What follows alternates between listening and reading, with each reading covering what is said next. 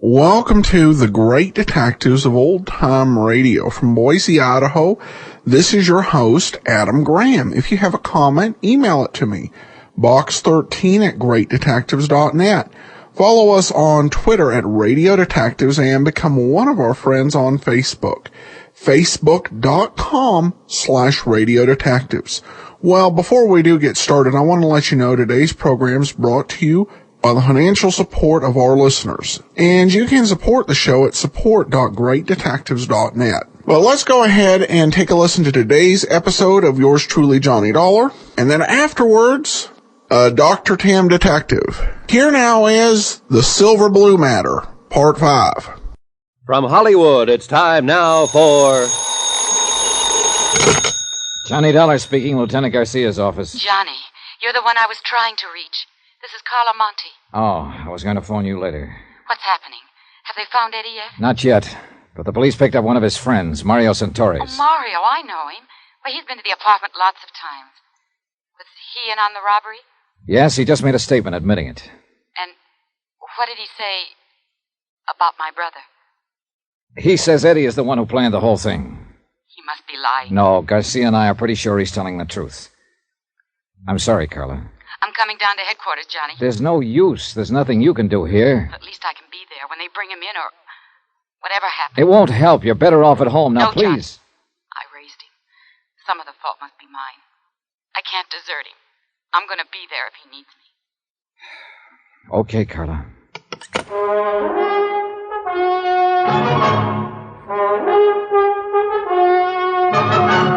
Tonight and every weekday night, Bob Bailey in the transcribed adventures of the man with the action-packed expense account, America's fabulous freelance insurance investigator. Yours truly, Johnny Dollar.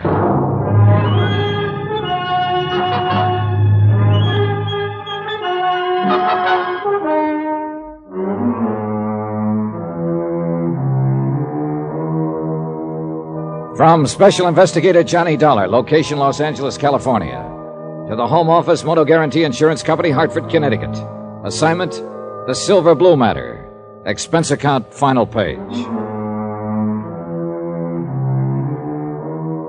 $100,000 worth of fur coats, silver blue mink, stolen in a warehouse robbery and still missing. A night watchman slugged during the robbery by one of the teenage gang, still lying in a coma, unable to speak. And Red Weller, a man who tried to speak, lay in the county morgue, stabbed to death in a dark alley.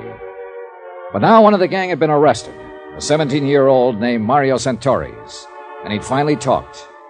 Sitting in Garcia's office, I read Mario's statement through for the second time. Well, what do you think, Johnny? I think the kid was telling the truth. Eddie Monte scraped up enough money to buy that second-hand panel truck and then talked the other kids into knocking over the warehouse. That ties in with what Eddie's sister said, that he'd kept the truck a secret, hadn't told her about it. And also the fact that Eddie seems to be a born leader type. They even mentioned it in one of his former records of arrest. Yeah, I think we can buy it that Eddie Monte is the leader of the gang. Yeah. All right, they picked their night. They cased the place from Red Weller's lunchroom across the street. And as soon as the prowl car passed, they made their move. They got the watchman, Albert Crisman, to open the door by showing him a fake telegram through the window. That's another thing that checks out Mario's story, Johnny. Mario claims he's the one who showed the telegram. That's right. Crisman kept saying, kid with a mark on his arm, and Mario's got a bad scar on his left wrist. That's what I mean. It checks out. Mario didn't know what Crisman had told us. All right, so they got inside, and then, according to Mario's version, it was Eddie Monte who slugged the watchman. Probably true. Then they jumped the other watchman in the dark and started hauling out the furs, loading them into the truck of Eddie's. They knew they had 45 minutes before the prowl car came back through. By that time, they'd finished and split up, Eddie driving the truck away alone and the others disappearing on foot. Yeah, I think that's about the size of it. And I think Mario's telling the truth when he says neither he nor any of the others know where Eddie planned to hide out the truck. And Red Weller, according to Mario, was murdered by another gang member. What was his name? Chuy Morel. Yeah. Well, if that's true, Eddie Monte is at least clean on the murder charge. If it's true. All you can tag him on is robbery and assault on that watchman. I'm kind of glad of it, Johnny. I feel sorry for that sister of his. So do I. She's a good kid. And she's carrying a real load of guilt. Thinks that she's responsible in some way. Oh, she was only 19 herself when their folks died. How could she be expected to hold him in line? And especially in that district. Yeah. She's on her way down here, by the way. Carla Monte? Yeah. I tried to talk her out of it. Oh, maybe she's as well off hanging around here, though, as she is waiting alone in that apartment. It's a rough deal for her, no matter where she waits. Well, at least we can tell her brother's not in quite as deep as we... Excuse me. Yeah, sure. Garcia speaking. Good. Well, who's the other one? Yeah, bring them on in and book them. I'll talk to them later. And now we... What? When? All right. Keep in touch with me. The boys just picked up Chuy Morel and the other two. That leaves just one to go. Yeah, the big one. Eddie Monte.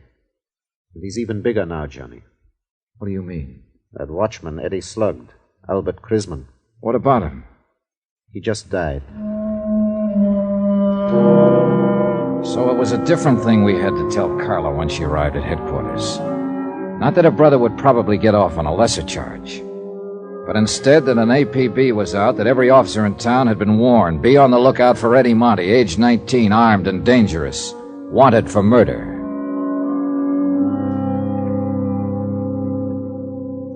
Expense account item 15, $12.50, rent on a hired car.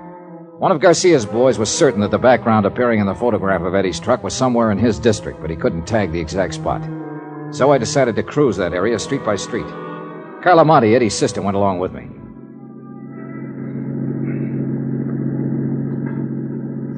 There's an alley off to the right, Johnny. It might be worth a look. Yeah, it runs back toward a lumber yard there. That could be a lumber yard in the background of that photograph. Well, we'll give it a try. This isn't it, Johnny. Sally makes a right-angled turn there before it even gets to the lumber yard. Well, we may as well check it on through. It seems to run clear on down to the railroad yards. Please let us find him. If it's the police, he'll fight. And he'll kill someone else. Be killed himself, maybe. It's out of your hands now, Carla. It's got to work itself out in its own way. And there's nothing much anybody can do to stop it or change it. I know, Johnny. I keep trying to fool myself. All the time I know. Well, all you can do is hope. Look! That fence ahead of us there. Next to the railroad yards. Yeah, that could be the fence in these pictures. Looks the same. And that storage shed there at the right, that's in one of the shots. Yeah. And that pile of oil drums. This is it, Carla. This is where those films were taken. The truck was parked right at the corner of that shed. Well, it looks as though that off chance paid off. I'm scared, Johnny. Now that it's so close, I'm scared. Don't be. By off chance, I meant just finding the place. He may not have come back here since the day those pictures were taken. You don't believe that, and you know it. Look, Carla. That house back at the corner has a phone. There's a wire running in from the pole. Go back there and use it to call Lieutenant Garcia. Give him the location and tell him to hit the radio and have this whole area blocked off. Got it? Yes. Tell him to cover the railroad yard, too. Sew up this whole section tight. And tell him to make it fast. Johnny. Yeah. Eddie may be watching us from around here somewhere right this minute. I waited until she'd gone. Then I got out of the car and walked toward the shed and the sagging wooden fence that bordered the railroad yards. It was nearly dark now. The high floodlights had been turned on above the crisscross network of gleaming steel tracks. Shadows play tricks at such a time of evening, and I got sudden movements now and then from the corner of my eyes, but well, yet nothing really moved. And the only sound was the sound of my own footsteps. I stopped several times and stood watching and listening, but nothing moved. There was only silence. I reached the door of the long wooden shed and found it padlocked. But looking in through a broken window, I could see the lock didn't matter. The shed was empty and long abandoned. Between it and the fence was a drive leading toward the rear. And behind the shed, in a loading area, I found Eddie's truck. And in the back of it was $100,000 worth of furs. All right, darling. Get your hands up. Eddie, you're in a rut. That's the first thing you said to me the last time we met. I ought to killed you there in that apartment. Isn't one killing enough? I don't suppose you know it, but Albert Krisman died this afternoon. I know. I got a radio in the truck there. This where you've been hiding out all the time? Look, if I wanted to answer questions, I'd go turn myself in. You may be better off in the long run if you do. Now get... You here alone? No, your sister's with me. Oh, for the love... What does she want to do? Watch me get it? Why don't you give me that gun, Eddie? It's only a matter of time. You know that. You don't have a chance. Oh, I figure I got a pretty good chance right here in my hand. Chance at what? To break Carla's heart? Smash her into the dirt, kill her, maybe? Shut up. What more do you want to do to her before you're through? I'm not planning to be through. Oh, that's great. But the police are doing some planning of their own. They gotta find me first. I found you, didn't I? And I ought to kill you right where you're standing. Is that all you got to think about, Eddie? To kill somebody and go on killing until one of them kills you? Shut up! Let me think. Think about Carla if you want to think about something. Think about the things she's done for you, the years she's worked for you, worried about you. That dame was born to worry. Nobody's born to worry. They inherit worries, like you were inherited by her. I didn't ask her to do it. Life didn't give her any choice. But it's too late now to talk about that. It's all over, Eddie. This is the wind-up. Come on now, give yourself up. You haven't got a chance. Oh, and I would have if I gave myself up? Don't you hand me that stuff. The police have got this whole section surrounded. Carla went to call them 20 minutes ago. If I thought you were trying to hand me... Keep your mouth shut. Eddie, you don't have a chance. Johnny, Lieutenant Garcia's here. Be careful, Eddie's here. You dirty...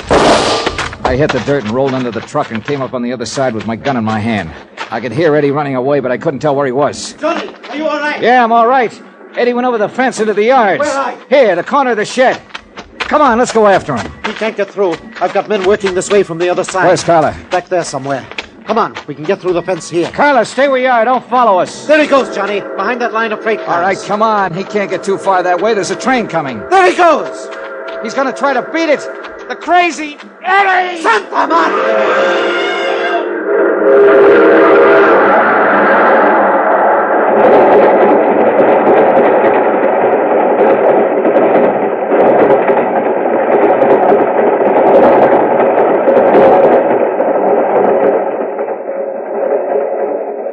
I don't know, Johnny. There must be better ways to die.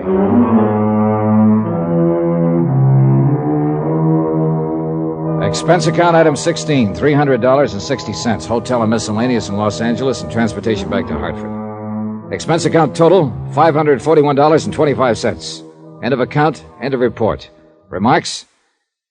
Well, I guess Carla made the remarks for me. I don't know, Johnny. Those 80 fur coats, they'll go back into stock now.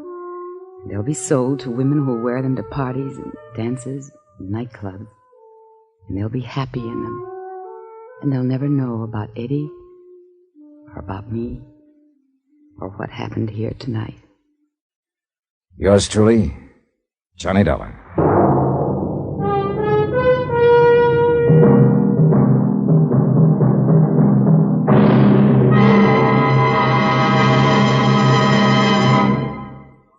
Now, here's our star to tell you about next week's intriguing story. Next week, The Matter of the Medium, Well Done. And a seance or two that I think you'll like. Join us, won't you? Yours truly, Johnny Dollar.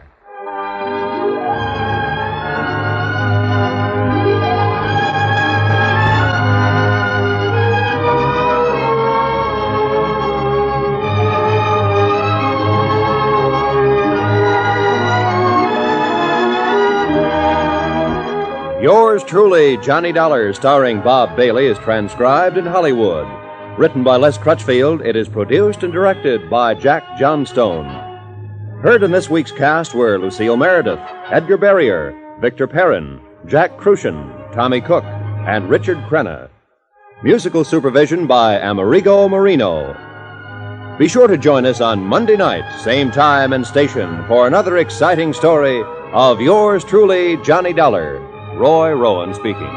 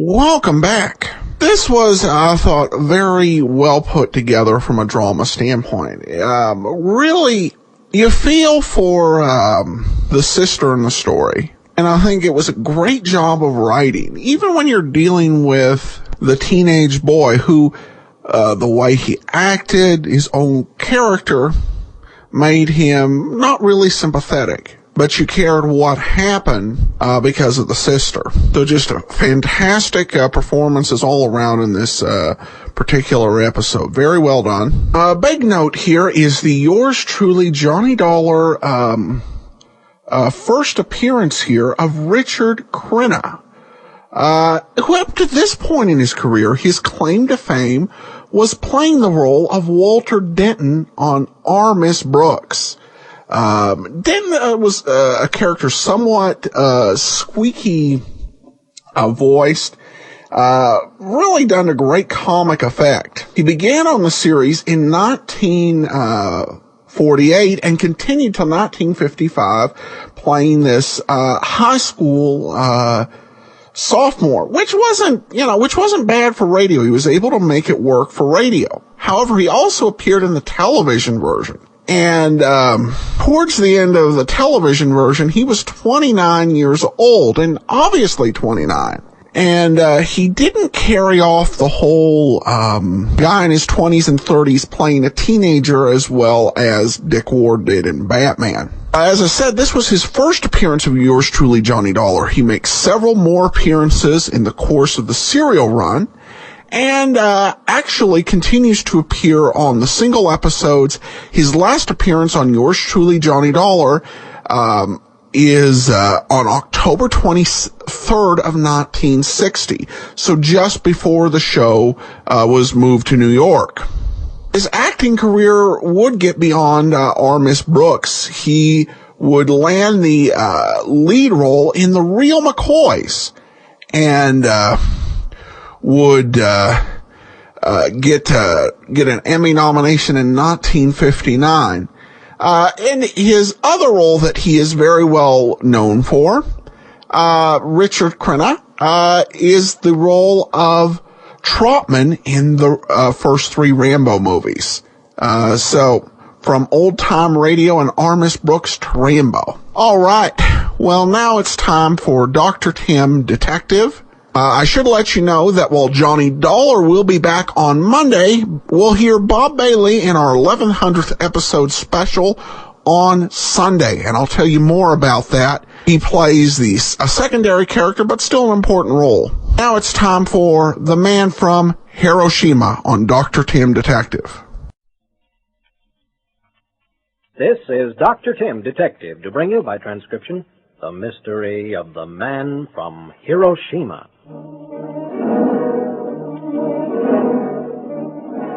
Even doctors have to do their spring house cleaning once a year. And on this particular day, my laboratory looked as if a cyclone had hit it. I'd enlisted the aid of Sandy and Jill, my two best friends and helpers, and hired a man to wash the walls and woodwork and do some painting. It wasn't until we were in the middle of the job that I remembered that I'd promised to get those X-ray pictures out by the next day. They were going to be pretty important in a murder trial at which I was testifying, and my good friend the district attorney wanted to go over the pictures with me at the earliest moment. Ordinarily, I would have developed them at once, but an emergency case prevented me. As I was scrambling in the litter of house cleaning, trying to remember where I'd put the film, Mr. Tagawa, the man who was helping us, stopped to light a cigarette. Did you lose something, Dr. Tim? Yeah, you wouldn't remember where you put that package of exposed X-ray film, would you? I think I know where it is. Good. Jill, if you'd like to take a few minutes off from your drudgery and help me in the darkroom, the job's yours. Sure. Are we going to develop some more X-ray pictures? If I can find them in this confounded mess. Are these the ones you wanted? Well, let's see, Sandy. No, this is a new package. It hasn't been opened. I think this is perhaps what you look for, Doctor. I have, with much carelessness, put my coat on top of it when I start to work. Oh, thanks, Mr. Tagawa. You know, most people wouldn't even know what a package of X-ray film looked like. Before, in Japan, I have done many tasks in scientific laboratory. Then great Scott, man. Surely you don't have to do this sort of work for a living. Heck no, I'll bet Dr. Tim could get you a job. I am very grateful, but I have not been well, and also I have run into much prejudice because of my unfortunate nationality. But you weren't, Mr. Tagawa. I thought you were an American soldier in the war. That is quite correct, Miss Jill. I was an American intelligence officer and was captured as a prisoner by the Japanese. I served 18 months as prisoner in Japan. You will excuse, please. I have about finished cleaning wall and must buy paint to start on woodwork tomorrow. Yes? Taking Jill with me, I waved goodbye to Mr. Tagawa and disappeared into the darkroom, not even realizing that clutched in my hand, in a thin cardboard box, was the beginning of one of the most baffling mysteries in my career as doctor and detective. About an hour later, Sandy, Jill, and I stood dumbfounded before a rack on my laboratory bench upon which were spread the developed X-ray pictures. But there's absolutely nothing on them. What do you suppose could have happened? I'll be doggone. They look as if they'd been light-struck, I guess. Well, I must have been careless, or else the X-ray machine is out of order. But it couldn't be, Dr. Tim. Don't you remember those pictures we took yesterday? After these? They were okay. By Jove, I'd forgotten. They were. That's a mystery to me. What'll you have to do? Take him over, I guess. I'd better get the DA on the phone. Boy, that sure beats everything.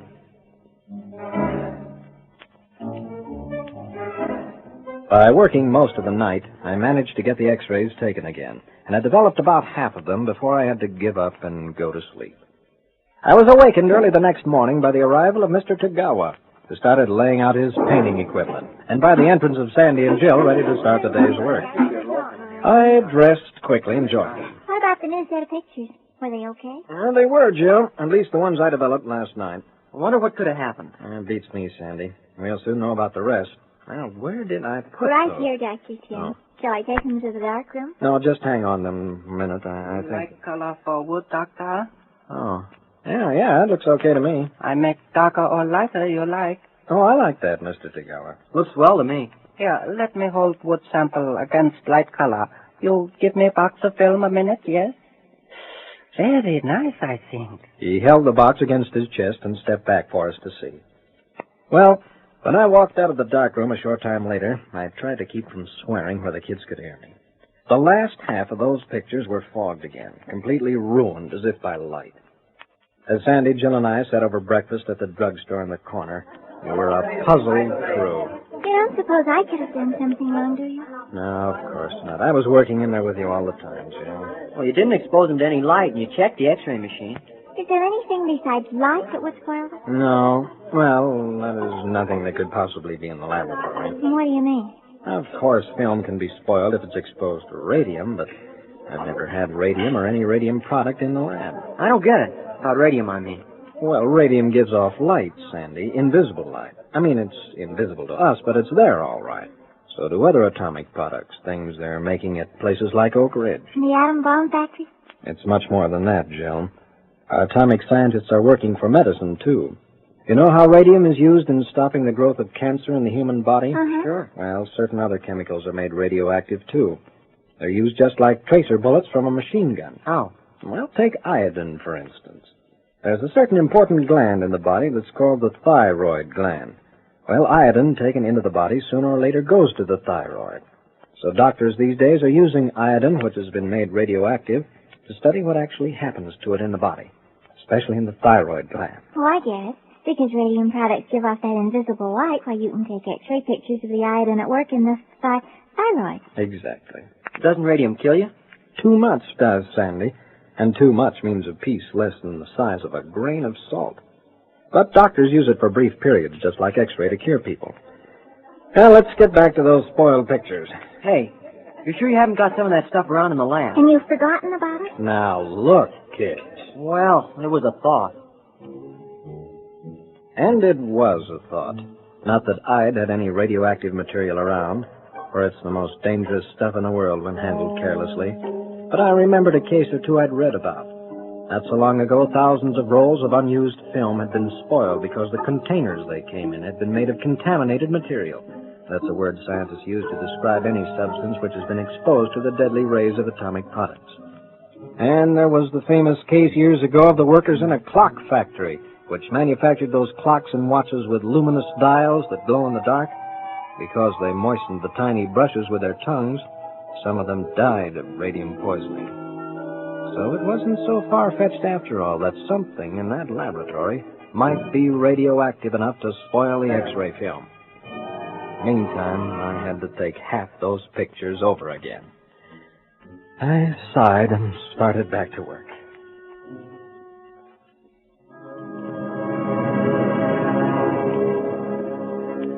Mr. Tagawa had gone when we got back, as it was Saturday, and he worked only half a day.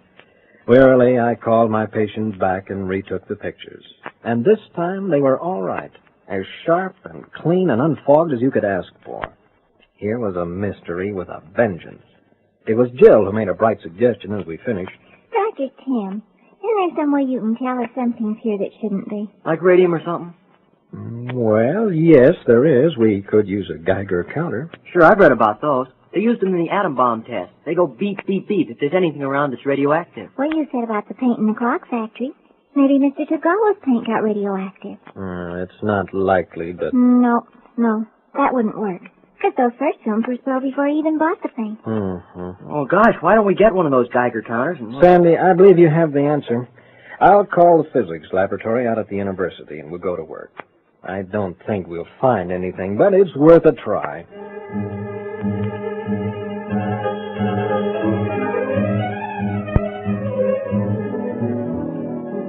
On Sunday, we spent 3 hours going over the laboratory for traces of radiation. There were none, except when I showed Sandy and Jill how the Geiger counter worked. I turned on my X-ray and pointed the machine toward it. The counter began to click away like mad. Well, I'll be darned. Oh, I get it. The faster the clicks, the more dangerous the radiation, huh? Yes, but there's not a trace of anything in the whole room that could have caused those films to be exposed. Just a bad batch, I guess. Looks that way. Unless... Oh, but that's silly. What's that, Jim? Well, you said people could be radioactive, too. Wouldn't they spoil the film? My jaw dropped open as I had a sudden thought as clear as day. Now, hold on, I told myself. Let me think. My handyman and painter had given me the box with the first spoiled films himself, after his coat had lain on them. Yes, I was right. When I took the pictures over, I'd developed half of them that night. No one but myself had touched them. But the next morning, the paint sample, Tagawa had held a strip of wood in the box that held the remainder of the film against his clothes. But the idea was fantastic. I was jolted out of my reverie by someone at the door. I'll see who it is.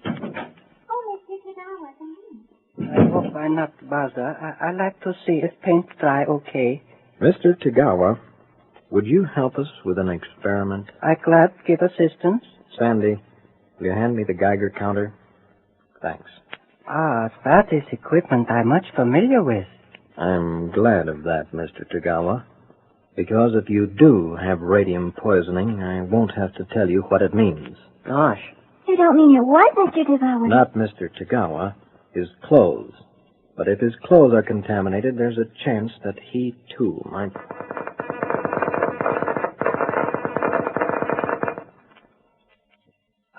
I'm much afraid of that, Doctor. For a long time I not feel well. Look pale. How did you guess? The film you held against your coat. It was spoiled. I'm sorry, please. Good Lord, man. You've nothing to be sorry for. I only wish that we doctors could... I understand. No cure. Just what I work on in Japan. I see what happened to so many. It's very funny that I, too, should have... What is he saying? When I prisoner, Missy Jill, I take to Hiroshima. Hiroshima? Holy gee, when the bomb was dropped? No, I say after. The Japanese, they know I am laboratory technician. I still a prisoner, but I work. I work with all doctors to find out what have happened, what can be done for all those people. Naturally, you handled a lot of contaminated material. Yes, and I think we're going to die. How you know this, Doctor? Well, it takes months, sometimes years, for the effects to show up. But your clothes gave me the clue. You wore them at that time? Yes, these old clothes been in my footlocker, you know. The army trunk. Since I come back from Japan, till few days ago. I'm very sad. that something so good, the little tracer bullets of you doctors, the radium for the cancer, the marvelous picture of the inside of the body are very sad. It also be so bad. I mean, the bomb. Well, gee, it won't always be that way. You test me now, Doctor? Yes. Breathe out now. Silently, I held the counter so he breathed upon it. There were a few faint clicks.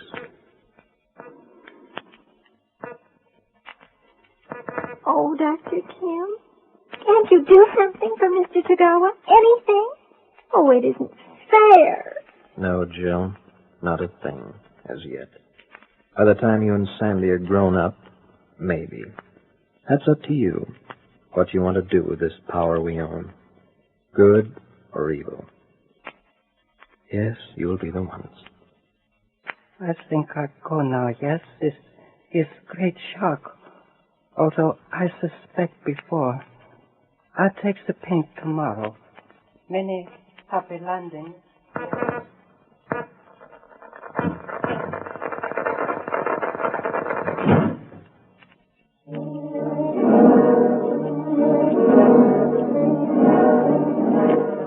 And so we close my casebook on the mystery of the man from Hiroshima.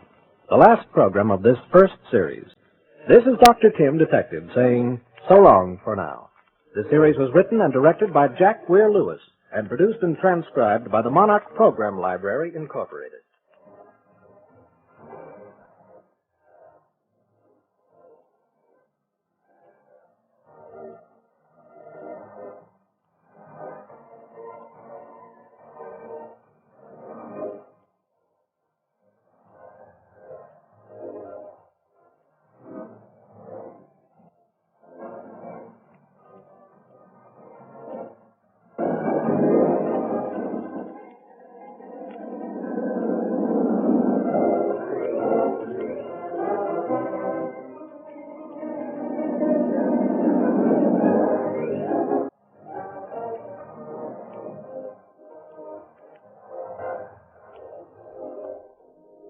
Welcome back.